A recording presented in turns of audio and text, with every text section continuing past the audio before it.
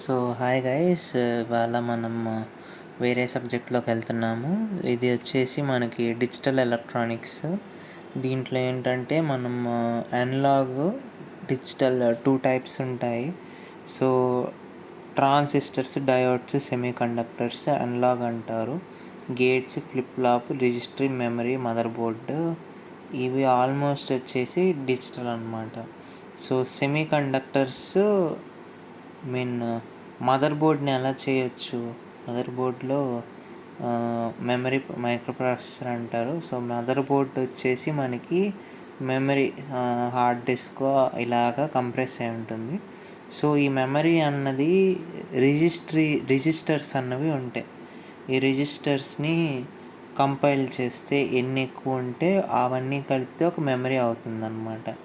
So ఈ రిజిస్టర్స్ని ఎలా చేయొచ్చు, ఫ్లిప్ ఫ్లాప్స్ అంటారు. ఫ్లిప్ ఫ్లాప్స్ అంటే జీరోస్ అండ్ వన్స్తో కంప్రైజ్ అయి ఉంటుంది. సో ఈ ఫ్లిప్ ఫ్లాప్స్ ఎలా చేయొచ్చు అంటే గేట్స్ సహాయంతో చేయొచ్చు. సో గేట్స్ని ఎలా క్రియేట్ చేయొచ్చు, ట్రాన్సిస్టర్స్తో క్రియేట్ చేయొచ్చు. ట్రాన్సిస్టర్స్ని ఎలా తయారు చేస్తారు, డయోడ్స్తో తయారు చేస్తారు. డయోడ్స్ అంటే టూ అని చెప్పి ఒక మీనింగ్ వస్తుంది. సో డయోడ్స్ని సెమీ కండక్టర్స్తో తయారు చేస్తారు. సెమీ కండక్టర్స్ అంటే ఏంటి, it regulates the flow of energy. So it neither too much of passage or too less of insulation. So ఇప్పుడు వచ్చేసి మనకి ఐసి అంటే ఇంటిగ్రేటెడ్ సర్క్యూట్ అంటారు. సో ఫ్లిప్ ఫ్లాప్ అంటే డేటాని స్టోర్ చేస్తుంది, ఐదర్ 1 or 0. సో రిజిస్ట్రీ అంటే limited version of the storage. So ఇది మల్టిపుల్ ఉంటేనే ఇవి స్టోర్ చేస్తుంది కాబట్టి ఇలాంటివి మల్టిపుల్గా ఉంటే దాన్ని మెమరీ అంటారు, ఆర్ సింగిల్ మిడ్ స్టోర్స్ అంటారు. ఒక గేట్ని ఇలా రిప్రజెంట్ చేయవచ్చు అనమాట. ఇది జస్ట్ సింబల్ అనమాట. సో ఇది మీకు సింబల్గానే చూసుకోవాలి. డ్రా చేయమన్నప్పుడు సింబల్గా చూసుకోవాలి. డిజైన్ చేయమంటే గేట్ని మాత్రం ఇలా రిప్రజెంట్ చేయాలి. ఎన్పిఎన్ కానీ పిఎన్పి కానీ ఇలా డిజైన్ చేసుకోవాలి. సో ఇది ఒక ఇంపార్టెంట్ క్వశ్చన్ అనమాట. ఎగ్జామ్లో అడిగితే ఇలా రాయాలి. సో ఇప్పుడు మనం మెయిన్ టాపిక్ వచ్చేస్తే మనకేంటంటే న్యూమరికల్ సిస్టమ్స్, న్యూమరికల్ రిప్రజెంటేషన్ ఉంటాయి. నంబర్స్ని ఎలా రిప్రజెంట్ చేయొచ్చు అన్నట్టు ఒక ఇదన్నమాట. సో దీంట్లో మనకి 4 టైప్స్ ఉంటాయి: binary, decimal, octal, hexadecimal. So binary అంటే మీకు బైలోనే తెలుస్తుంది, బై అంటే 2 అని చెప్పేసి. సో మనకి 0, 1 ఈ రెండు అనమాట, 2. డెసిమల్లో వచ్చేసి మనకి 0 to 9 ఉంటాయి. 0 నుంచి కౌంట్ చేస్తే మనకి 10 నెంబర్స్ వస్తాయి కాబట్టి ఇది 10 అనమాట. ఆక్టల్ వచ్చేసి ఆక్టా అంటే 8. సో 0 to 7 తీసుకోవచ్చు.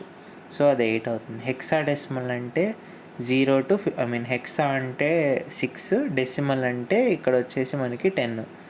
ఈ 6 హెక్సా 6, ఈ 10 హెక్సా 10 అంటే 16 వస్తాయి అన్నమాట.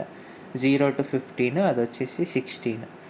సో మనకి రెగ్యులర్గా కాలేజ్లో చెప్పుండొచ్చు. సో ట్రూత్ టేబుల్ అన్నది end gate, not gate, Nar gate ఇలాంటివి ఇవి ఒకసారి చూసుకోండి మీరు ఆన్లైన్లో గుర్తు లేకపోతే. సో బేస్ వచ్చేసి మనకి ఇలా మనకి ఏ నంబరు ఏ నంబర్ సిస్టమ్ కిందకు వస్తుంది అన్నది రిప్రజెంట్ చేయడానికి వాడతారు అనమాట. సో ఈ బేస్ వచ్చేసి తెలిసిన number which belongs to the ray, which belongs to. So దీన్ని బేస్ని మనం రాడిస్ అని కూడా పిలవచ్చు. దీనికి మన ఎగ్జాంపుల్ వచ్చేసి 2 ఒకటే 16 నెంబర్కి రాసాము. సో 16కి బేస్ 2 ఇచ్చామనుకోండి, ఇక్కడ 2 ఉంది కాబట్టి మనం ఇది బిలాంగ్స్ టు బైనరీ అని చెప్పి అనుకోవడం కాదు, ఇదే ఫ్యాక్ట్. సో 16కి బేస్ 16 ఇచ్చాడు కాబట్టి అది హెక్సాడెసిమల్ కింద కౌంట్ చేసుకోవాలి. అసలు బేస్ ఇవ్వకపోతే, దీనికి బేస్ అన్నది ఇవ్వకపోతే మనం ఏం కన్సిడర్ చేయాలంటే ఇదొక డెసిమల్ కింద కన్సిడర్ చేసుకోవాలి. 0 to 9 మధ్యలో కన్సిడర్ చేసుకోవాలి. సో మనం ఫర్ ఎగ్జాంపుల్ ఇది చూసుకుంటే 1కి కడితే సో 1కి బేస్ 16 కాబట్టి మనం రిప్రజెంటేషన్ ఎలాగా హెక్సాడెసిమల్కి 4 నంబర్స్ రిప్రజెంట్ చేస్తారు. డెసిమల్కి వచ్చేసి మనకి రేంజ్ని బట్టి ఉంటుందన్నమాట. సో ఇప్పుడు దీనికి వచ్చేసి డెసిమల్కి వచ్చేసి 1 అని చెప్పి పెట్టచ్చు. బైనరీకి ఎలా రాసుకుంటామో దీనికి కూడా అలానే రాయొచ్చు. బైనరీ కింద కూడా 1 అనే రాయొచ్చు. సో ఆక్టా వచ్చేసి మనకి ఇక్కడ హెక్సాడెసిమల్కి 16 డిజిట్స్ అయితే ఆక్టల్కి 8 కదా. సో ఇక్కడ ఒక 0 తగ్గుతుందన్నమాట. ఓకేనా. సో నంబర్ కన్వర్జన్ సిస్టమ్ అని చెప్పేసి ఇది మాకు స్పెసిఫిక్గా చెప్పారు. ఇది ఎక్కడ టెక్స్ట్ బుక్స్లో దొరకదంట. సో చూసేద్దామండి. ఇప్పుడు ఫర్ ఎగ్జాంపుల్ మనం ఒక నంబర్ 124 తీసుకుందాం. 124ని డెసిమల్ చూసుకుందాం ఫస్ట్. డెసిమల్. సో 124ని మనం బైనరీలోకి మార్చుదాం. డెసిమల్ బైనరీలోకి మార్చుదాం. Or for suppose